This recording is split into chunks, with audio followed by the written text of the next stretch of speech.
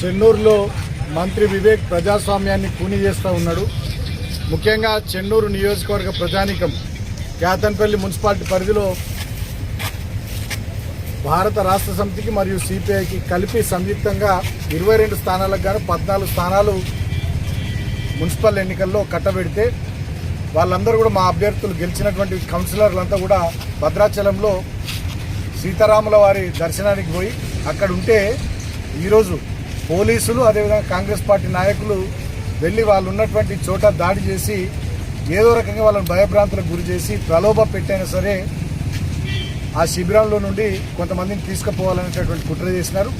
అంటే 22 మందిలో 14 మంది గెలిచిన తర్వాత కూడా మా కాంగ్రెస్ పార్టీకి వ్యతిరేకంగా భారత రాష్ట్ర సమితి సిపిఐకి ఆ స్థాయి విజయాన్ని అందించి పరిపాలన చేయండి అని చెప్పి మాకు కౌన్సిల్ని అప్పచెప్తే కూడా ఇవాళ ధనబలంతో అధికార బలంతో పోలీసు బలంతో ఏదో రకంగా కేతన్పల్లి మున్సిపాలిటీని చేజిక్కించుకోవాలనే కుట్రలు ఈ మంత్రి వివేక్ చేస్తూ ఉన్నాడు. నేను చెన్నూరు నియోజకవర్గ ప్రజల్ని రాష్ట్ర ప్రజల్ని కూడా ఆలోచించమని కోరుతూ ఉన్నా.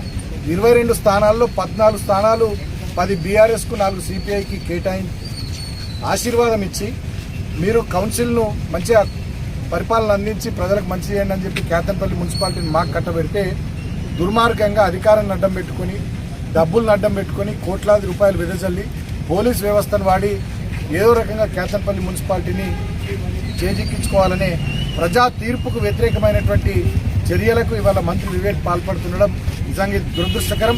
గతంలో ఎన్నడూ ఈ ప్రాంతంలో ఇటువంటి చిల్లర రాజకీయాలు చిల్లర పనులు జరగలే. ఇవాళ నయాన్నో భయాన్నో ఏదో రకంగా మా కౌన్సిలర్లను భయపెట్టి ప్రలోభ పెట్టి గుండాగిరి చేసి దౌర్జన్యం చేసి పోలీసులను వాడి కేతన్పల్లి మున్సిపాలిటీలో 22 వార్డులకు 14 వార్డులు గెలిచినటువంటి మమ్మల్ని ఇవాళ కౌన్సిల్ మున్సిపల్ చైర్మన్ కానీ వైస్ చైర్మన్ కానీ మేము కైవసం చేసుకోకుండా చేయాలనేటటువంటి కుట్రలు చేస్తున్నటువంటి తీరును ఇవాళ పూర్తి స్థాయిలో భారత రాష్ట్ర సమితి అదేవిధంగా సిపిఐ పార్టీ మేము తీవ్రంగా ఖండిస్తూ ఉన్నాం. ఇవాళ ప్రజలను కూడా ఆలోచించమని కోరుతూ ఉన్నాం. ఇంత అధికార మదంతోని డబ్బుల మదంతోని ఇవాళ పోలీసులతోని గుండాయిజంతో ఈ రకమైనటువంటి కార్యక్రమాలు చేస్తున్నటువంటి మంత్రి వివేక్ ఈయన యొక్క వైఖరిని అర్థం చేసుకోవాలి, ఆలోచించాలని చెప్పి ప్రజలకు నేను విజ్ఞప్తి చేస్తూ ఉన్నా. ప్రజలు మీకు చెన్నూరులో అవకాశం ఇచ్చారు, మేము ఇక్కడేం డిస్టర్బ్ చేస్తలే. ప్రజా తీర్పును చెన్నూరు పట్టణంలో మేము గౌరవిస్తున్నాం.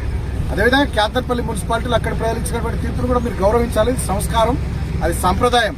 కానీ ప్రజాస్వామ్యానికి విరుద్ధంగా ప్రజా తీర్పుకు వ్యతిరేకంగా ఈ రకమైనటువంటి అనైతికమైనటువంటి చర్యలకు పాల్పడడం ఇది చాలా దుర్మార్గము, దారుణము.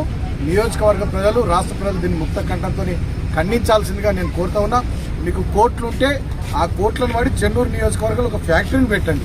మీరు గతంలో చెప్పినట్టు 45,000 ఉద్యోగాలు పిల్లలకి ఇప్పియండి. కానీ మీ దగ్గర ఉన్నటువంటి కోట్లాది రూపాయలతోని కౌన్సిలర్లను కొనుక్కొని ఇవాళ చైర్మన్ స్థానాలు వైస్ చైర్మన్ స్థానాలు మేము కొనుక్కుంటామంటే మీ దగ్గర ఉండేటటువంటి ఈ అధికారం ఇది శాశ్వతం కాదు, గుర్తుపెట్టుకోండి. ప్రజలు అన్ని గమనిస్తూ ఉన్నారు. డెఫినెట్గా మీకు సరైన సందర్భంలో కర్రుగాల్చి వాత పెడతారు. నేను ఇవాళ పోలీసులకు కూడా తెలియజేస్తూ ఉన్నా, అధికార పార్టీ చేతిలో పావులుగా మీరు మారితే, అధికార పార్టీ చేతిలో మంత్రి చేతిలో మీరు పావులుగా మారితే డెఫినెట్గా రాబోయే రోజుల్లో మిమ్మల్ని కూడా ప్రజలు క్షమించారని చెప్పి నేను పోలీసులకు కూడా తెలియజేస్తూ ఉన్నా. ఇప్పటికైనా చెన్నూరు నియోజకవర్గంలో కాంగ్రెస్ పార్టీ నాయకులు మీ ఆగడాలు బంద్ చేయాలి, ప్రజలు ఇచ్చినటువంటి తీర్పును శిరసా వహించాలి, గౌరవించాలని చెప్పి నేను కోరుతా ఉన్నా. రేపు జరిగేటటువంటి కేతన్పల్లి మున్సిపాలిటీ ఎన్నిక పారదర్శకంగా ప్రశాంతమైనటువంటి వాతావరణంలో ప్రజాస్వామ్యయుతంగా జరగాలి.